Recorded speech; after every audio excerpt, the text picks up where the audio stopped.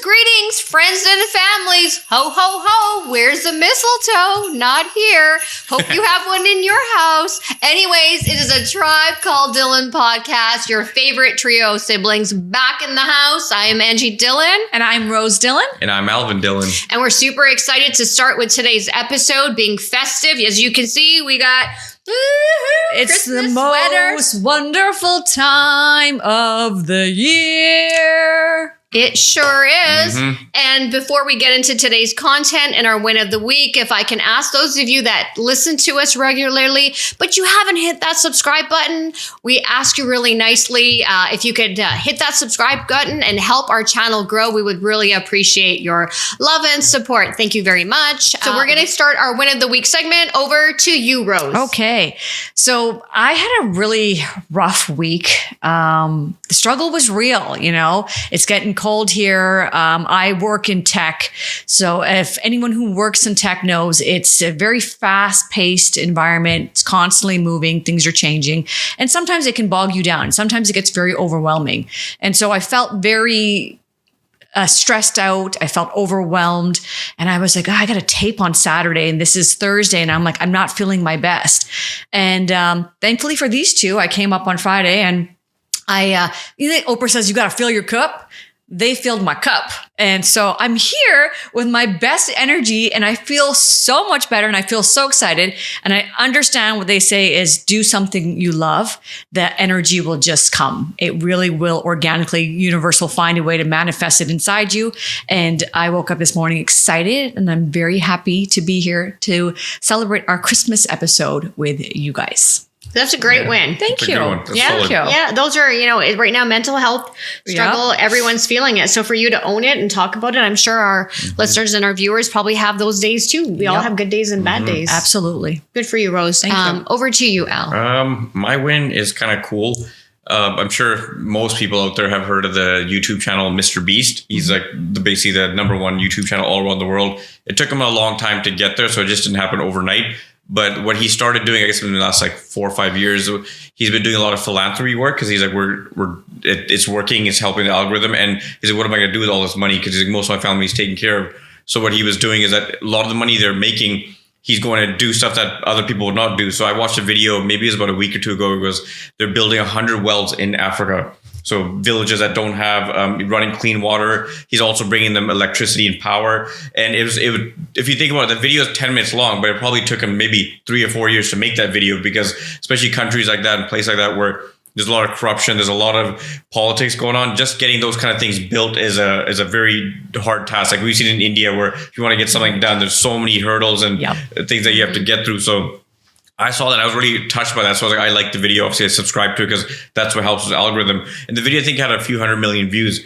And I didn't think anything else. I was like, this is really good. I'm going to keep supporting his channel. And then about a week or two later, I obviously mom guys were always watching stuff like people traveling on YouTube. They spend like an hour on that at least every night. And then something came to me. I was like, wait, I think they might like this video. So I told dad guys about it. I said, hey, why don't you guys check this channel? I showed them that 100 wells in Africa video and they were hooked after that. They're like, this is such a good video. And then they're asking me, how do I like it from the TV? So I showed them how to do it. I was like, this is what supports your channel. So they watched it all. They now consistently will go back and watch some of his videos.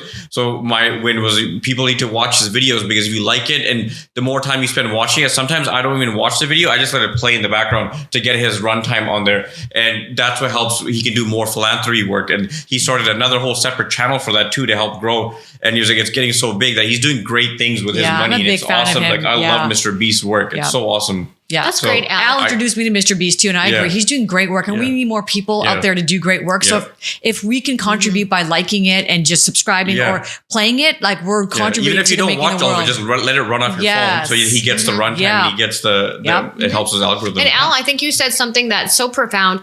I think as content creators and as now I guess we can call ourselves podcasters now, we have to support one another. Right. There's room for all of us at the table. And, if you see a podcaster or a content creator doing great work, support them. It's just the right thing to do. And it's as simple as just liking it, hitting that subscribe button. Even if you don't watch it, at least if you hit those two, that helps. But if you let it run on your phone, put it on mute, just let it run in the background, that really helps, especially the channels where they're really helping people. Like when I saw this one village where he's like, we bought the water to where he basically would go and do a day's worth of work of how they get their water. And like some of them have to climb down this hill and then carry up like 30 liters of water on their head, pass it to people. And he's like, I'm exhausted just trying to get to the water. I haven't even brought it back yet. And he's like, this is why we need to help solve these kind of problems. Because if you really think about it, if you give people running water and electricity, that is enough to get people started. If you don't have that, there's no way you can get out of that, because first you'll get sick. And if you don't have electricity, how are you supposed to do things in the dark, or you can't read? But if you get electricity, then you can bring access to internet, which is access to knowledge.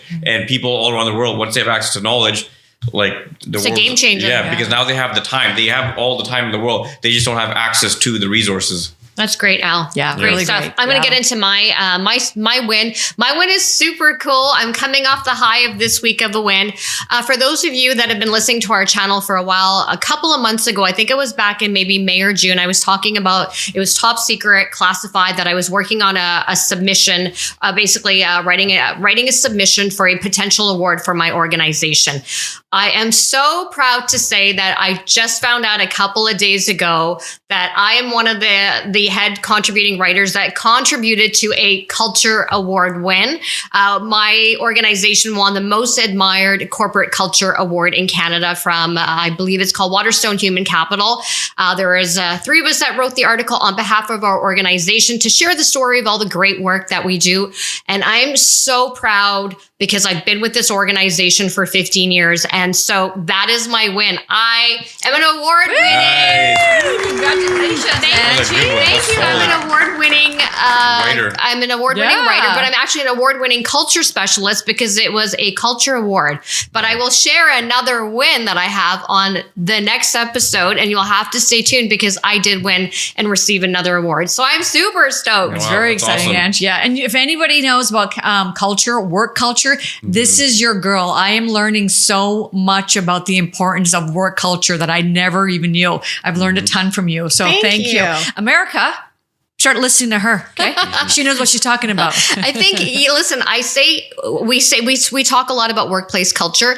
Workplace culture, it ties into if you have a good culture in your own family. So I like to bring those elements of our personal family culture and bring that into the corporate world, because you know what? They go hand in hand. We spend so much time in the office with colleagues that it becomes a family environment. So it's so important to have those family values that you do in your own family. So I am bringing the fusion and mixing the two together. So that's my thing. But let's get into today's content, where I'm so excited. It really, truly is. Soon as December hits, it gets a little chilly, but it truly is a magical time of the year. It really is. Everyone's friendlier, everyone's nicer. And the minute you start to see, when you're in the municipality in your cities, they start putting up the lights. I love that. The lights. You get me at the lights. So today we're going to be talking about, we're super excited. The tribe's going to be talking about their favorite holiday traditions and memories as we grew up in this Western world. We are, of course, South Asian. We're Sikhs. We are Indians, but we grew up in a Western world, Western society, where we had to kind of mix the two cultures together and kind of form, an identity where you didn't lose your heritage, but you're embracing the country that you live in. And it's this cool balance that we do every year, and we have been. And kudos to our parents who moved to this country as immigrants, and they saw the importance of integrating us into a Western society, but yet keeping our Indian heritage. So I like to say we grew up having turkey and chicken curry on the same table. Win-win chicken dinner. That's what I say, right? Or turkey dinner. So let's get into it. I smile. It makes me happy because this time of year just reminds me of family. And as those of you know, and those of you that listen to us, and the 3 of us, we are all big. We're all about family. We're super family oriented, but it's just some of the most favorite memories that I can think back as childhood is just filled with my cousins and just spending time with aunts and uncles. So Alvin, I want to go over to you. What does the holidays mean to you? That's a good question. You haven't said that in a while. I was itching to say it, even if it was a bad question. It means a lot, but I've always looked forward towards the holidays. It's been, I don't know why, it's a special time of the year, considering it's really weather-wise one of the worst times of the year. if it wasn't for the holidays, it wouldn't feel so good. But it's the build up, the hype, generally from November time, looking forward to, generally as a kid, I always look forward just to the gifts. That's what I wanted. I wanted either a new PlayStation, whether I got it or not, or something new. And the fact that, you're going to have turkey and the family's going to get together, and it's just a joyous time of year. And you get caught up in the spending and the buying. It's okay, we'll worry about it in the new year. It's just a great time. It's a great feeling. And you have Christmas parties. It brings people together during a time where generally you wouldn't probably spend that time together because it's cold, if people aren't going out and about. So I really enjoy it. I'm huge on family, and I'm huge on it's kind of like a tradition now. Like, it's something to look forward to every year. Yeah. Rose, what does the holidays mean to you? You know, I think growing up, mom and dad were workaholics, not by choice, but because, immigrant parents coming to this country, and they were always working. And during the holidays, that Christmas time, they were forced to slow down because a lot of the companies would shut down. And so I looked forward to having our parents in the house more, and it just like putting up the tree together. And dad was, I'd say his mood was much better during that time too, because they weren't working like all day, every day. They knew they had to turn off for that Christmas Eve, Christmas Day, Boxing Day. And so for me, I think it was just really a time that I knew we would be closer to our parents and spend more time. And like Angie said, our parents did a really good job of embracing the Christmas. We had put the cookies on the table for Santa, and he'll eat it at night. And they did all those little fun things so that we wouldn't feel like we lost a part of that, because we would go to school and kids would talk about that. So I think mom and dad knew, I don't want to let them be left out of that. We want to include those little festive holidays, those little what's the word I'm looking for? The little traditions, the Western traditions. So I really, really look forward to the holidays because I think everyone slows down. And good point that you're saying with our parents that forced them to slow down. Our parents have predominantly owned their own businesses, and I too remember that on December 25th and 26th that we know mom and dad would be home. And the other reason on December 25th mom and dad would have to be home is because it's Rose's birthday on Christmas Day. She's a Christmas baby, y'all. So let's talk about that. How do you feel being a Christmas baby? We really don't want to talk about that. This is a fun episode, being a Christmas child. Well, you're born on the same day as Jesus. I know. I call myself Junior JC all the time. Some people don't like that. But it's cool in the sense that it's very mystically strange that I was, like mom says, the doctor got your 2 birth dates wrong, but he said, oh no, she's coming out on Christmas Day. And my mom was like, okay, you got the first child wrong. Second child probably wrong. And she's like, no, you came out right on Christmas Day. And I was like, and I was the first Christmas born that year at Richmond General Hospital. Wow. So they had a big, huge celebration, candy canes, like Santa, everything. That mom said they went like all out at the hospital. Awesome. So when I think of it that way, it's really cool. But I mean, growing up, I got shafted for gifts. I couldn't really have parties. Who's going to come over to your house on Christmas Day to celebrate your birthday? I mostly would even just forget that it's your birthday because I just thought of Christmas. That's the only thing I thought of. Yeah, and every time we had a big family gathering, everyone would Merry Christmas, and they'd come back. Oh, hey, sorry, Happy birthday. I was like, yeah, thank you. There were times where mom and dad forgot your cake in the fridge. That true story that has happened. Actually, I have a really great story for our viewers. My dad, I was probably I want to say 23 or 24. And my dad sent me to Safeway and he's like, just call me when you get there. And I was like, okay. So I called my dad to Safeway. He's like, kid, I go to the bakery section and pick up this cake. I was like, okay, what kind of cake? He's like, I don't know, just pick a chocolate cake. I was like, okay. And then he goes, I go, what do you want? Do you want to write something on? He goes, yeah, can you pass the phone to the baker lady? And I was like, okay. So I go to the baker lady. I was like, my dad wants to tell you something. Can I pass the phone? She's like, okay. So she passed the phone and she smiles and I go, what did he ask you? He said, just put Happy Birthday Rose on the cake. I'm like, my dad just made me go to the store to pick up my own cake. That's pretty cool punking. He punked me pretty good. Yeah. I remember being like, while you're there, looking at the cake, I was like, did this just happen to me? And he's like, while you're there, pick up some milk and bread too. He did. I did pick up some, but I just remember looking at the cake being like, wow. That's a real G move right there. Nobody loves me. We have a cousin that I think his birthday's on December 24th. Yep. Right? Yep. That's kind of a cool one. I'd say the 24th is good. And for those people that have birthdays on December 27th or 28th, man, are you in for a treat because everybody can go Boxing Day shopping and buy your gift. Yeah, so you can stretch really well. Like that $50 budget they had for you is really good. Yep. Yeah. Well, we have made a point now, Rose, to make sure that we recognize you and we celebrate you properly. Al and I have taken the reins. I go pick up your cake. now.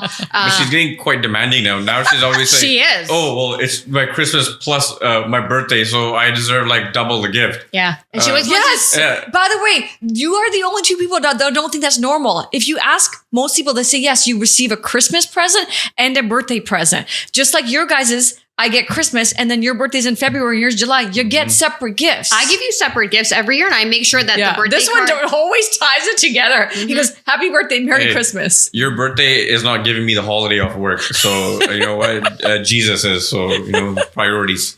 Al is like Minglish. He mingles everything together, right? Yep. Yeah. Okay, for me, what do I think of the holidays? The holidays for me, it's the favorite. It's one of my favorite times of the year. Like I said, everybody's happy, cheery, despite the weather.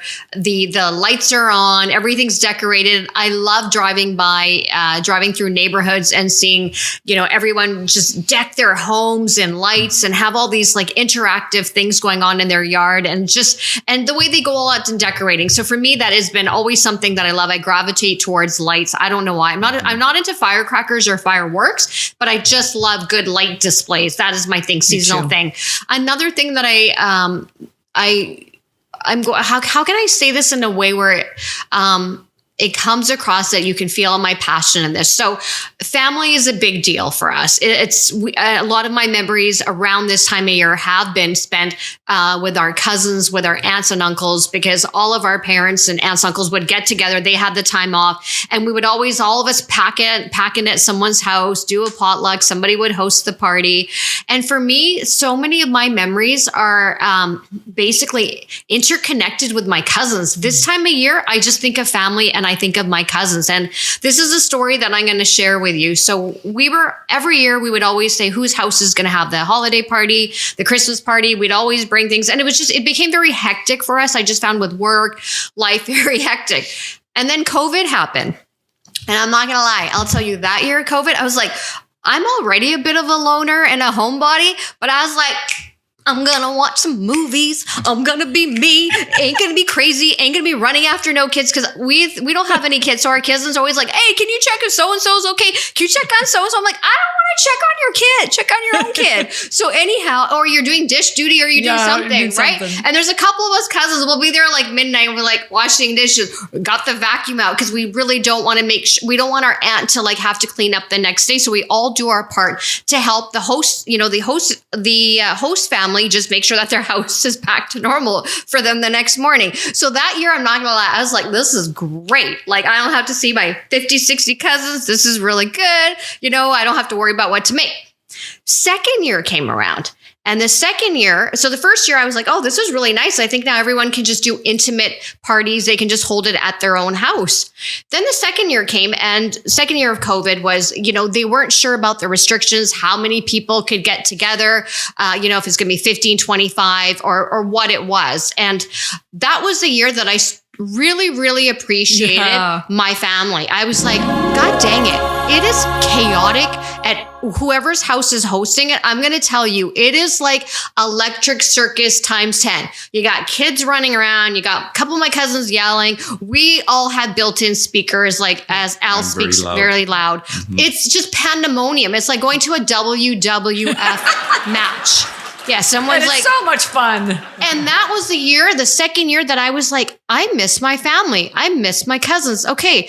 The first year, of COVID, I got to just do a nice break. It was a break. And I think that's the break that we needed to really appreciate what we have, because not everyone has this kind of family dynamic. And I think once again, the second year, the, social gatherings were limited to 10 people or something like that, right? 10. Like so once again, the second year we couldn't really have the big crowds, and I really miss my cousins. And the third year came, I was like, oh hell, we're going back to this. And I have just embraced the pandemonium of Christmas Day at my aunt and uncle's house with all my cousins. That is something that I hold near and dear, because I had to lose it one year in order for me to realize like what we have is such a cool bond with all of our cousins. Because I remember one year I lost my voice from screaming.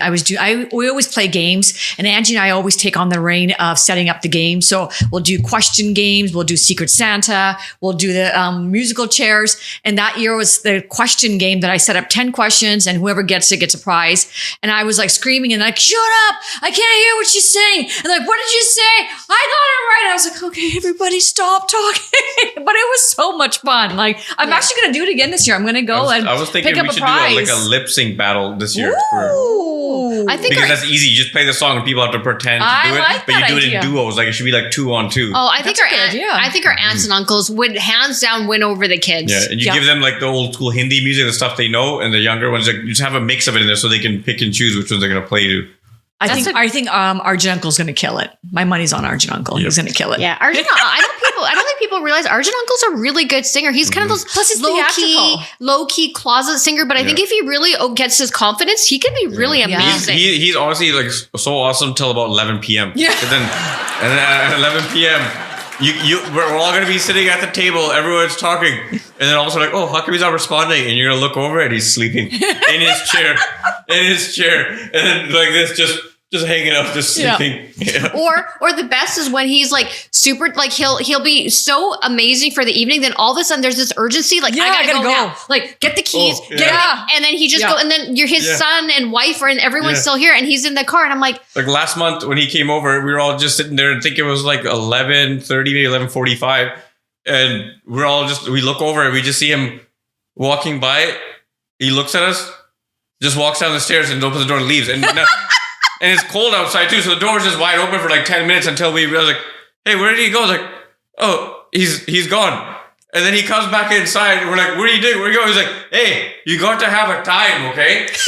Which I didn't know what that meant, but then he just walked back inside to his car, and he sat in his ice cold car warming it up for 10 minutes. But I was like, this is so confusing. I think he needs alone time. He doesn't understand that he loves people in doses, but he needs to go and just say, hey, that's what he does. Though. That's his thing. He just like, all right, just walks off. I know. I love that about him. Right, That's and awesome. we just trail slowly behind him. But he didn't say bye. And he didn't say nothing. Yeah, he looked at us like, what's going on here? Yeah. He's an and just kept enigma. walking. He really is. He's an enigma. I love that about him. But he drives such a fancy dancy car that I'm like, don't you have a remote car starter where it just starts? Probably doesn't know how to use it But he's yet. old fashioned. I bet you it does. He just doesn't know how to use it, so he goes in old fashioned way. I love that, Uncle. We have these are the coolest memories that we have. Yeah. Now let's get into the food. I know we've got another episode. We're going to talk about all of our favorite baked meals and baked treats because we've done a baking party with some of our cousins. Yep. But what do you remember about the meals that we had growing up? Like the English, the Western meals with the South Asian meals and a curation of flavors.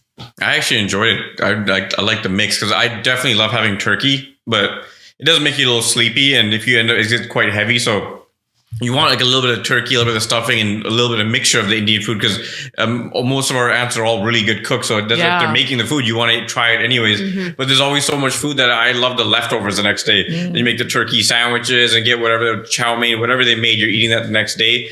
It's awesome. I love the food. It's I'm blessed. Yeah. Made with a lot of love. Yeah. Yep. I love it even more because I don't have to do any of the work as I was cooking. So it tastes even better. What I usually do is I usually starve myself that whole day because I know it's going to be so much food. My aunt goes all out, even though we tell her only have like 3 or 4 appetizers. She's like, okay, yeah. And there'll be like 9 appetizers. Mm-hmm. So she doesn't always, so it's a ton of food. It's just a great time. Yeah. Like, wine and dip food and good company and everyone's having a good time. And you go do your rounds. You'll spend an hour here and you get to know one and then you go down to another one. And then by the time it's like midnight or like night's over. The Secret Santa games or something is Those awesome are my because best. once everyone opens it up and they see what gifts people have and you see that after they start stealing and now the gift can no longer be stolen and you see someone get really salty like, oh man, I sold that one. Now it got stolen from me. And they're like fighting like, I want that gift and I want this one.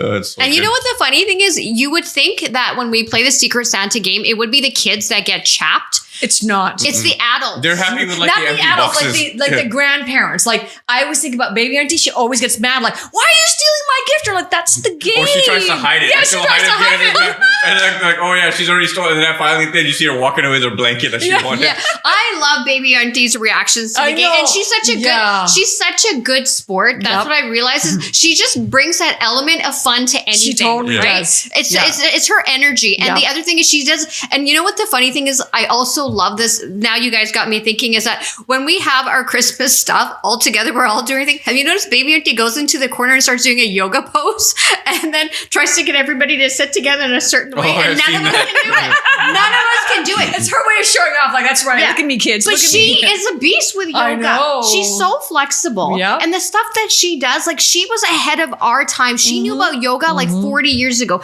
Yoga's becoming such a big She's thing pretty now. forward thinking when you actually and she's have always a conversation positive. with Like her. no matter what, you don't know if anything's happening. You're always like, I guess life is just great because she's always in a good, positive mood, which is nice, especially during the I holidays. want to smoke what she's smoking. Yeah. I want some of But no, that. I just love her. She'll go off in her own little corner. It's like, hey, can you guys do this? And she's in some yoga position. And we're like, why are you taking a yoga pose right now? And then our mom or someone will try doing it. Copy her? Like, Yeah. It's just, it's so much And then they'll love. try to one up each other. Like, oh, I can't do that, but I walk to work every day 5 miles, and I carry a 20-pound sack on my back. Can you, folks, and to our friends and family, can you feel the energy that we're feeling? They're not here, but they're really fueling our tank right now. Like, oh my God, I have Their memories are the best. For me, it's always like when they scream during the Secret Santa and they're yelling at each other. And it's always the adults, and I'm like, this is so fun. Or you see someone try cheating and they're really mad. And we have a cousin. Can we say her name? Raj? Yep. Yeah. Raj, our cousin Raj is hands down, one of the best storytellers you will ever meet. Like she can take a story and spin it and you're like, no way. And she has the right amount. Like my stories, Al says they drag on. I have a beginning, middle, and I lose the end. But There Raj, is no end. Raj starts you off on like the beginning and then the middle. And then she takes you through a journey. She captivates you. And she has a climax and a suspense. And so her story, she'll always tell you some funny stories during the holidays or something silly or something funny that happened. So I always remember her stories. Yeah. She's a fantastic storyteller. Maybe we'll make her this year come up with a story to tell. That's what we'll tell her. Everyone will have a task. We'll do someone do the Secret Santa, someone do the musical chair, someone do the lip sync battle. Okay, so here's what I think. I think we should maybe do like whoever has a hidden talent and we get to showcase their talent. Whatever they want to do. Yeah. Singing, dancing, storytelling, anything. And then we should rank them to say who did it the best. Or I think we should just stick to Everyone lip sync should battle. be. We should, and then we'll have it like we'll do lip sync battle. It'll just be easier. It'll be funnier, and people get to have fun. And we'll call it the Condola Dhillon Family Talent Round. Because I think, given our family, everybody always wants to be number one. Yeah, So everyone wants to be everybody's number one. a winner here, boys. Everybody's here. Okay, as we start closing, we're getting way too excited. Let's get into the Christmas tree decorating, and when we decorate the house. Alvin, you are guilty of leaving the Christmas tree out for far too long. I think you made it to your birthday. Till my birthday, yeah. February 7th. The normal rule. I love the look of the tree, everything. I love it set up, but I do not like doing the work. It's too much work. Right. But my understanding is the general rule of thumb is I think by January 1st or actually January 1st or the first week of January, you're supposed to, is it tear down and take the holiday? I'm changing that. But You should go till the end of January. Who started that rule? Some people call it society. I look as I like keeping it for the whole month because generally how I felt is after the holidays, you always look forward to, okay, New Year's Eve. You're always going to go out, party, have fun, have a great time. And then after about a week or two into January, when there's like a giant lull, you get like this like depression that comes over, and it hurts even more when you go in to look at your Visa card because during the holidays they don't like your balance is not updated frequently. It's updated like a week later, 2 years. So you're just like, oh, okay, just keep going, and then the bill comes and you're like, I spent this much money on New Year's Eve. This was all just alcohol. Holy shit! And then I bought all these gifts. And you're like, damn it, why does this happen every year? It's like, and you can't beat it because you're caught up in the whole holiday spirit. And you're like, oh, it's okay, I'll worry about the New Year. And the New Year comes and you're worrying about it.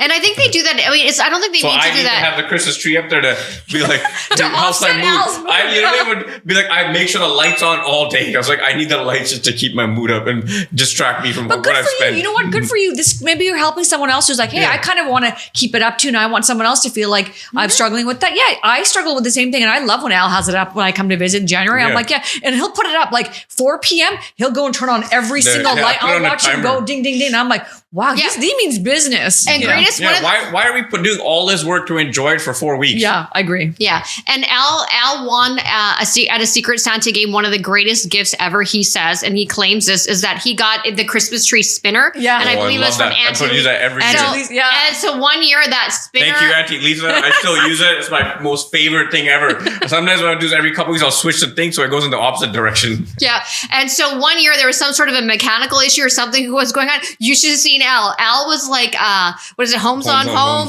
Got the tool belt out, everything. Got the like flashlight. What's going on? Help me. And I'm like, Al, maybe it's the motor. He's like, no way. And he got her motor going was still again. good. It was just a fitting. So I made sure it works. Yeah. Okay. Now I think we're going to wrap that up. I think we've talked a lot about our culture, our heritage, the Western food, family, the lights, and just it's a magical time of the year. Yes. Spending it with your loved ones. So I think with that said, we're going to close today's episode. It is the tribe talking about their favorite holiday traditions and memories growing up and just what we value. We hope you're able to connect with what we were saying, and we're going to be back next week. Please think about your win as we close off today's episode. So I just want to thank you so much for tuning into today's festive holiday episode. It is a tribe called Dhillon signing off. Bye for now. Yeah, and happy holidays. Happy holidays. Happy holidays. And it'll be happier if you hit that subscribe button. Yeah, agree to that one. Touche. Touche.